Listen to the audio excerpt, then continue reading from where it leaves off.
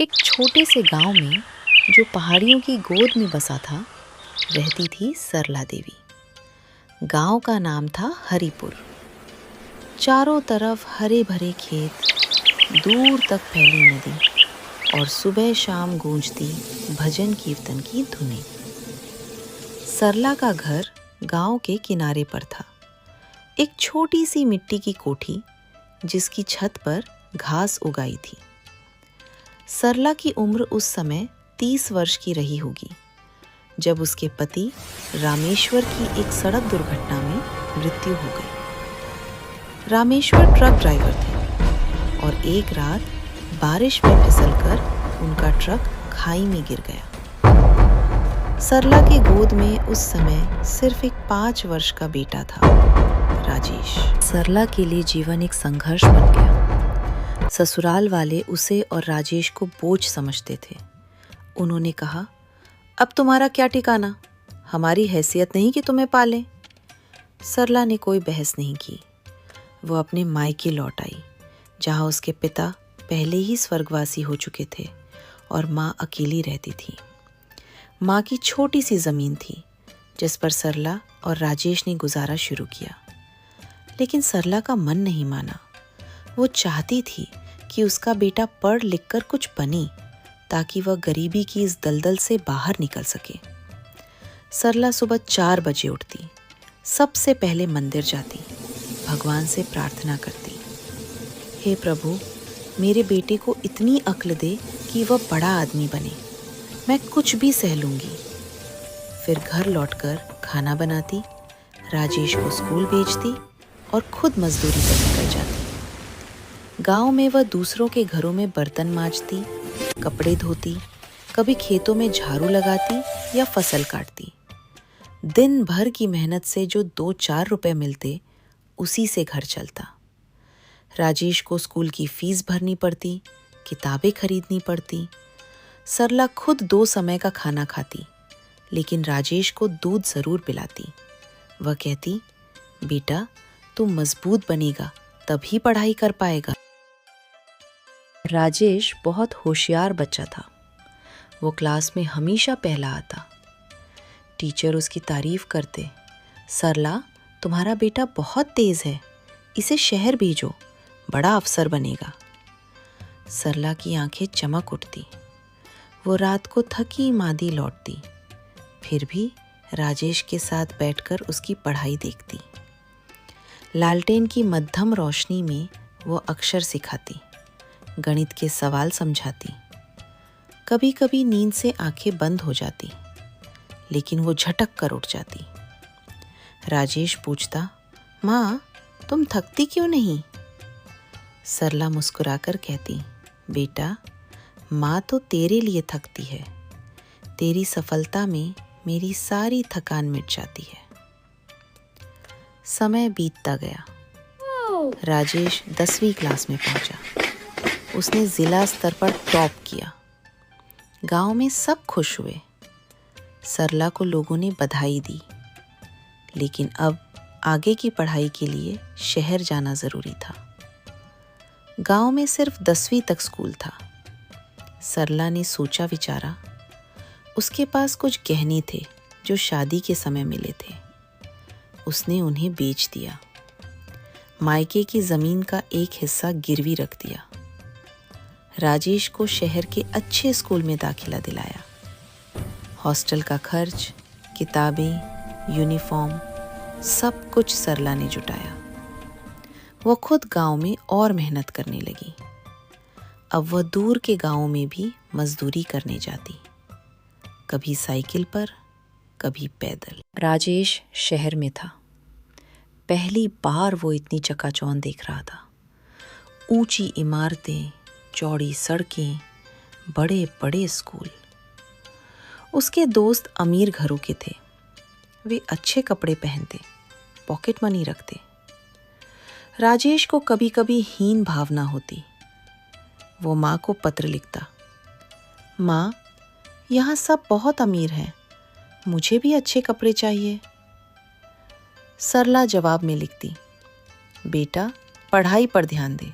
College के 4 साल राजेश के लिए स्वर्णिम थे। वो पढ़ाई में अव्वल रहा, प्रोजेक्ट्स जीते, इंटर्नशिप की। कंपनी वाले उसे पहले से ही ऑफर देने लगे। लेकिन इस बीच वो बदलने भी लगा। शहर की जीवन शैली, पार्टीज, गर्लफ्रेंड्स। वो माँ को कम याद करता। पहले हर हफ्ते पत्र आता था, फिर महीने में, फिर त्योहारों पर फोन। सरला इंतजार करती। वो सोचती बेटा व्यस्त होगा, पढ़ाई में ध्यान दे रहा होगा। अंत में राजेश इंजीनियर बना। एक बड़ी मल्टीनेशनल कंपनी में अच्छी सैलरी पर नौकरी मिली। शहर में फ्लैट लिया, कार खरीदी। सरला को फोन किया, माँ मैं नौकरी पर लग गया, अब तुम चिंता मत करो। सरला की खुशी का ठिकाना ना रहा। वो गांव में सबको बताती, मेरा बेटा अफसर बन गया। उसने कर्ज चुकाने शुरू किए। राजेश हर महीने कुछ पैसे भेजता। सरला सोचती, अब मेरी सारी तपस्या सफल हुई। राजेश की शादी की बात चल रही थी। वो एक सहकर्मी प्रिया से प्यार करने लगा। प्रिया शहर की पढ़ी लिखी लड़की थी, अच्छे परिवार से, एमबीए की हुई। दोनों ने फैसला किया कि शादी करेंगे। राजेश ने माँ को बताया। सरला खुश हुई। वो बोली, बेटा बहू को घर लाना, मैं उसकी सेवा करूंगी। शादी धूमधाम से हुई। शादी के बाद राजेश और प्रिया नए फ्लैट में रहने लगे। सरला गांव लौट गई। वो सोचती थी, बेटा बहू मुझे बुलाएंगे। लेकिन महीनों बीत गए। फोन पर बात होती तो प्रिया की आवाज में व्यंग्य होता, माँ जी आप गांव में आराम से रहो, यहाँ शहर की भागदौड़ है। राजेश चुप रहता।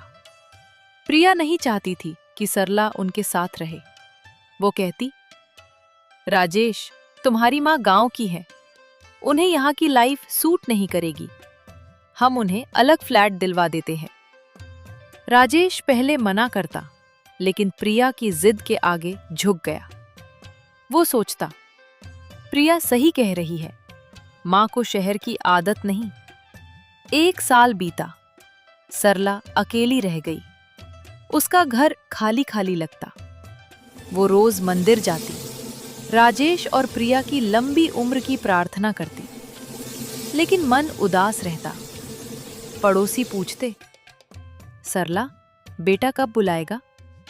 वो मुस्कुराकर टाल जाती, जल्दी बुलाएगा। लेकिन अंदर से टूट रही थी। उसने पत्र लिखा, बेटा मैं तुझे और बहू को देखना चाहती हूं, एक बार आ जा। जवाब आया, माँ बहुत व्यस्त हूं, प्रमोशन की तैयारी है। प्रिया गर्भवती हुई। राजेश बहुत खुश था। सरला को खबर मिली तो उसने बधाई दी। वो सोची, अब तो पोता पोती होगा, मुझे जरूर बुलाएंगे। उसने बच्चे के लिए छोटे छोटे कपड़े बुने, खिलौने बनाए। लेकिन जब बच्चा हुआ, एक प्यारा सा बेटा, तब भी राजेश ने सिर्फ फोटो भेजी। सरला रोई। वो बोली, भगवान मैंने क्या गुनाह किया जो मेरा बेटा मुझे भूल गया। सरला की सेहत खराब होने लगी। सालों की मेहनत, कर्ज की चिंता, अकेलापन, सबका असर। उसे कमर दर्द, जोड़ों में दर्द रहने लगा। गांव के वैद्य जी दवा देते, लेकिन आराम नहीं। उसने फिर पत्र लिखा, बेटा माँ बीमार है, आ जा, एक बार देख जा। इस बार प्रिया ने फोन उठाया और कहा, माँ जी आप ड्रामा कर रही हैं, डॉक्टर को दिखाओ, हम व्यस्त हैं, बच्चा छोटा है। राजेश ने कुछ नहीं कहा। समय और बीता। सरला अब बिस्तर पर पड़ने लगी। पड़ोसियों ने देखभाल की। आखिरकार एक दिन उसकी हालत बहुत खराब हो गई। गांव वालों ने राजेश को तार भेजा, आ जाओ, मां खतरे में है। राजेश आया, लेकिन 2 दिन देर से। अस्पताल में सरला ऑक्सीजन पर थी। डॉक्टर ने कहा, बहुत देर हो चुकी है। राजेश बिस्तर के पास बैठा रोने लगा। मां, माफ कर दो, मैंने तुम्हें बहुत दुख दिया। सरला ने कमजोर आंखें खोली। उसने राजेश का हाथ पकड़ा और बोली, बेटा, तू खुश है ना? तेरी बहू, तेरा पोता, सब ठीक है ना? माँ ने तो यही चाहा था, तेरी खुशी। मैंने अपनी सारी जिंदगी तुझे समर्पित कर दी। अब मुझे कोई गिला शिकवा नहीं। फिर उसकी आंखें बंद हो गईं। सरला चली गई, हमेशा के लिए। राजेश चीखा, रोया, लेकिन अब कुछ नहीं हो सकता था। अंतिम संस्कार किया। गांव वाले आए। सबने कहा, सरला ने जीवन भर कुर्बानी दी, लेकिन बेटे ने उसे भुला दिया। राजेश को अपनी गलती का एहसास हुआ। वो घर लौटा तो प्रिया से बोला, तुमने मुझे गलत रास्ता दिखाया। माँ जैसा प्यार दुनिया में कहीं नहीं। हमें माता पिता की कदर करनी चाहिए। उसके बाद राजेश बदल गया। वो हर साल गांव जाता, माँ की समाधि पर फूल चढ़ाता, अपने बेटे को माँ की कहानियां सुनाता। देखो, तुम्हारी दादी ने कितनी कुर्बानियां दी, कभी माता पिता को मत भूलना। और प्रिया को भी समझ आ गया। वो पछताई। ये कहानी हमें सिखाती है कि माँ का प्यार अनमोल होता है। वो बिना शर्त त्याग करती है, बिना अपेक्षा के। लेकिन हम अक्सर सफलता के नशे में उसे भूल जाते हैं। जीवन में जब पछतावा होता है, तब बहुत देर हो चुकी होती है। इसलिए आज ही माता पिता की कदर करें, उनका सम्मान करें, उनकी कुर्बानियां कभी न भूलें। इस वीडियो से अगर आपको कुछ नया सीखने को मिला तो नीचे लाइक बटन दबाएं, सब्सक्राइब करें और कमेंट में बताएं कि आपको सबसे अच्छा क्या लगा।